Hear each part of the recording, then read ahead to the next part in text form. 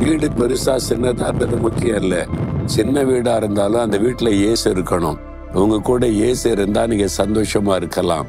அது மாத்திரம் இல்ல, இயேசுவோடு இந்த உலகத்துல வாழ பழகிட்டீங்கன்னா இந்த உலக வாழ்க்கை முடிச்சா பரலோகத்து போகும்போது ஆண்டவர் ஒரு பெரிய வீட்டை ஆயத்தப்படுத்தி வச்சிருக்கிறாராம்.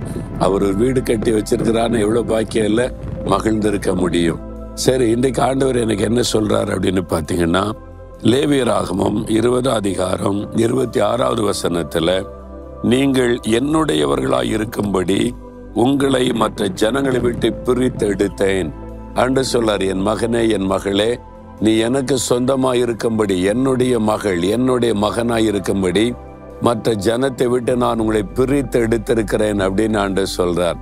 நம்ம இந்த உலகத்தின் மக்களை விட்டு பிரித்து எடுத்து நீ என் கூட சேர்ந்து வாழணும், நீ உலகத்தின் மக்களை போல இருக்கக்கூடாது அப்படின்னு அவருடைய மகனாக மகளாக மாற்றி இருக்கிறார். எவ்வளவு பெரிய பாக்கியம் இல்லை?